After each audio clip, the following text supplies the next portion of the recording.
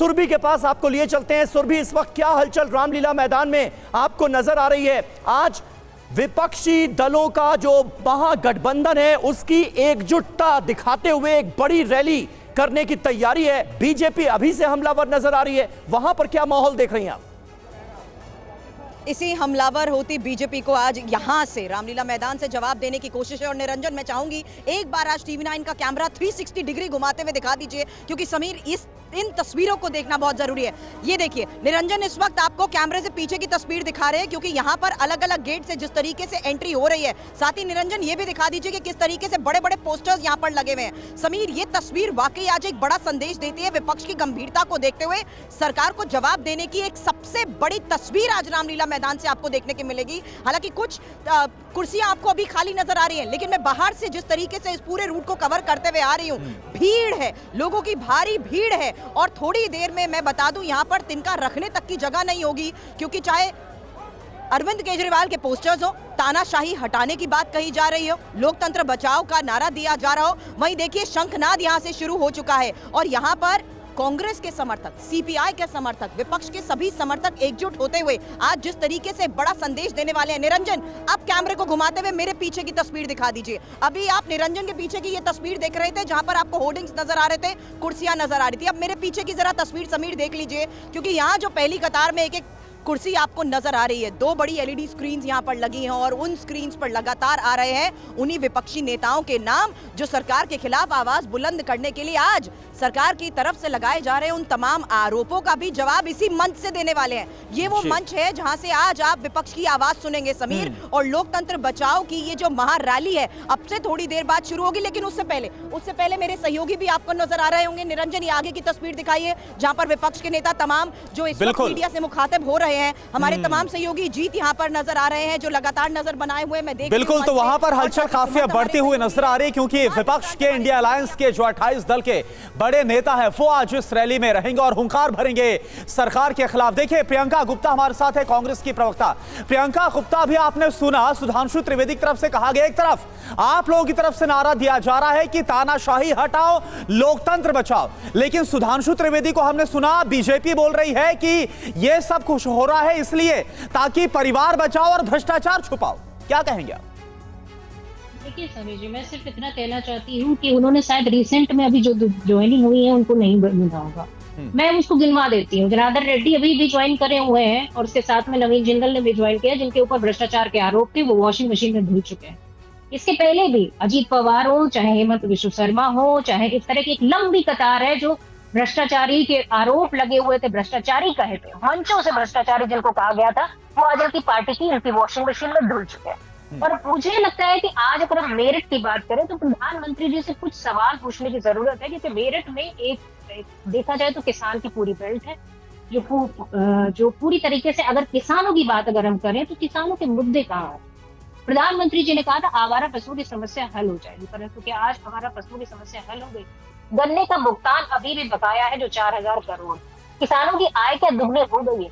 मैं पूछना चाहती हूँ कि आज जो उत्तर प्रदेश नहीं पूरे देश में जिस तरह से पेपर लीक हो रहे हैं, और जहाँ जहाँ जो केंद्र की सरकार और डबल इंजन की सरकार भी है, वहां भी आज पेपर लीक हो रहे हैं, उसके बारे में क्या कहेंगे प्रधानमंत्री? 83% युवा इस देश का बेरोजगार है, फिर भी मुद्दे कहाँ है? आप बताइए कि इस तरह से भ्रष्टाचार की बात करने वाले, और परिवारवाद की अगर बात करेंगे तो मैं परिवारवाद पे ये कहना चाहूंगी कि उत्तर प्रदेश तो आप कहीं दूर मत जाइए, उत्तर प्रदेश तो ले ली परिवारवाद। इनके जितने गठबंधन के साथी हैं, चाहे आरएलडी हो, चाहे इनके सुभाषपा हो, चाहे आप देखें निषाद पार्टी, सब परिवारवाद का एग्जाम्पल। मुझे लगता है कि मुझे ये गिनाने की जरूरत भी नहीं है कि परिवारवाद किसकी पार्टी में और किसकी पार्टी में नहीं है, परंतु आज जो लड़ाई है वो लोकतंत्र की चीरहरण की लड़ाई है। चुनी हुई सरकारें गिराने और उनके जो चुने हुए एक नेता हैं उनको जेल में भेजने का काम जिस तरह से ईडी, सीबीआई, आईटी डिपार्टमेंट कर रहा है, वो पूरा देश देख रहा है। ठीक है, सिद्धार्थ यादव हमारे साथ मौजूद हैं। आपने एक साथ कई सवाल उठाए हैं प्रियंका जी। सिद्धार्थ, मुझे लगता है आपको इसका जवाब देना चाहिए। और बड़ी बात जो लगातार आप लोग भी कहते थे कि भाई विपक्ष में एकजुटता का अभाव है, एकजुटता नजर ही नहीं आ रही है, इंडिया गठबंधन जो है वो बिखरा हुआ नजर आ रहा है। आपको लग रहा है कि अरविंद केजरीवाल की गिरफ्तारी ने सबको एक साथ एक मंच पर ला दिया है आपके खिलाफ?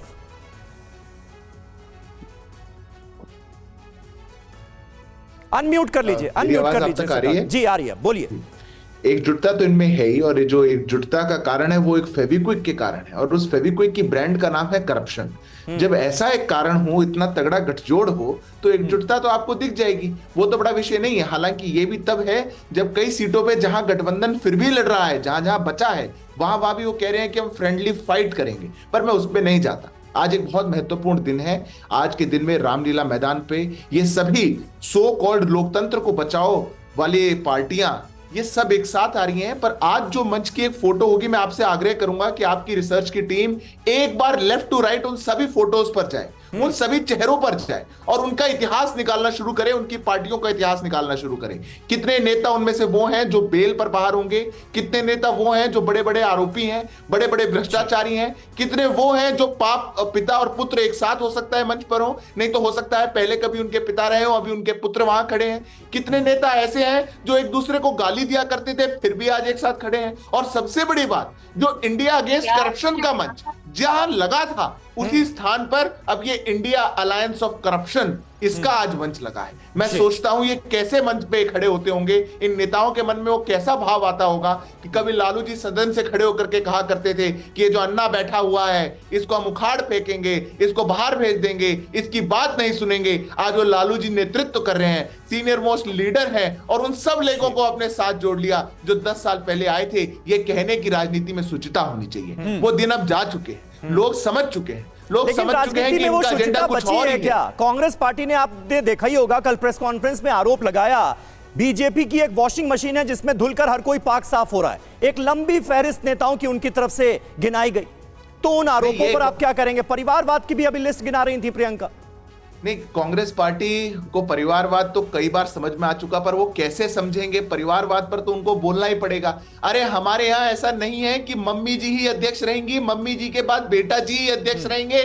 बेटा जी चाहे लॉन्च नहीं हो पा रहे, पूरी पार्टी पीछे लगी हुई है बेटा जी को लॉन्च कराने में। अब वो बेटा जी बिल्कुल विफल हो चुके, पर होर्डिंग आज बेटा जी का लगेगा, खड़गे का छोटा लग सकता है, बेटा जी का बड़ा लगेगा। ऐसा हमारे यहाँ नहीं होता, ये कहीं नहीं होता। और जहां जहां होता है उसी को परिवारवाद कहा जाता है। अपने गिरबान में झांक करके देखिए, आपको परिवारवाद दिख जाएगा और आप कोशिश कर सकते हैं या आप कह सकते हैं। मैं अपनी बात पूरी कर लो, 10 सेकंड लूंगा। आप ये कह सकते हैं, इनकी एक आदत भी हो गई आजकल, ये बता देंगे कि ऐसा है वैसा है, देखो इसने भी ज्वाइन करा।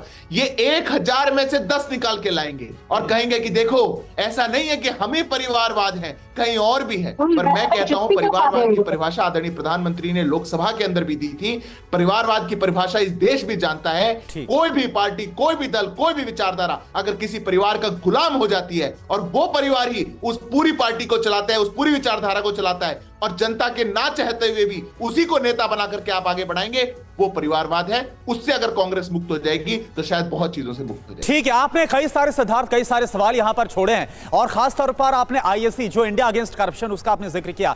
इस वक्त हमारे साथ अभिनंदिता जी है, जो कि इस वक्त खुद रामलीला मैदान से हमारे साथ जुड़ रही हैं, आम आदमी पार्टी प्रवक्ता।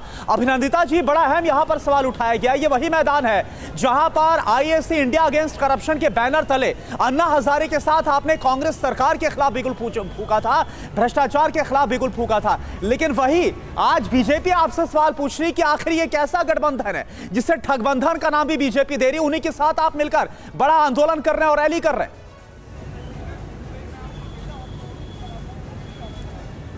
नमस्कार सभी को, जय हिंद जी।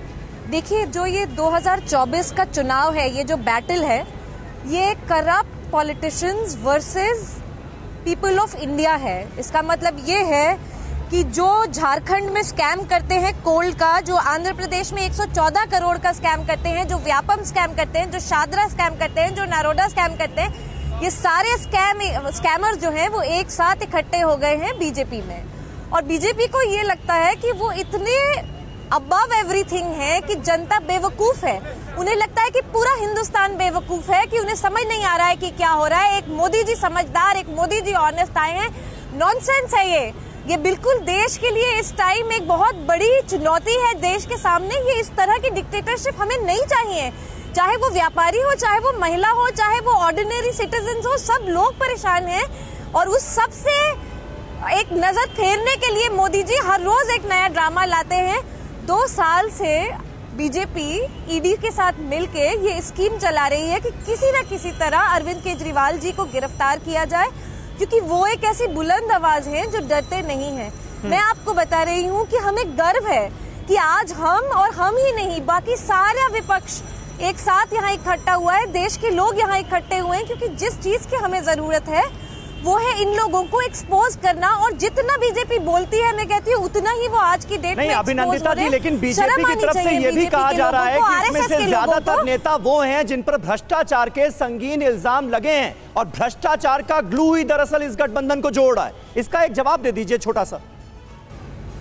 देखिए, बिल्कुल आप बिल्कुल ठीक कह रहे हैं, और आपने बिल्कुल सही वर्ड इस्तेमाल किया है कि वो इल्जाम लगे हैं। हाँ। इल्जाम जरूर लगे हैं, लेकिन प्रूफ ये कुछ नहीं कर सकते। आप इस बात को समझिए कि जिस रेड्डी ने ये लिकर स्कैम ये जो बोलते हैं, जिस रेड्डी ने पहले 9 बयान दिए, 9 बयानों के बाद ईडी ने बोला नहीं हम इससे सेटिस्फाइड नहीं है, फिर उन्हें अरेस्ट किया। हाँ। उनके बेटे को अरेस्ट करा, उसके बाद वो 60 करोड़ रुपए जो है बीजेपी के खाते में डालते हैं 5 करोड़ का बयाना देने के बाद, और उसके बाद वो अप्रूवर बनके, मतलब सरकारी गवाह बनके बेल उन्हें मिल जाती है, क्योंकि ईडी अप्रूव नहीं करती। ठीक है, ऐसे हम सब लोग के अंधे ऐसे कई नेताओं की फहरिस्त गिनाई गई, ऐसे कई नेताओं की फहरिस्त गिनाई गई।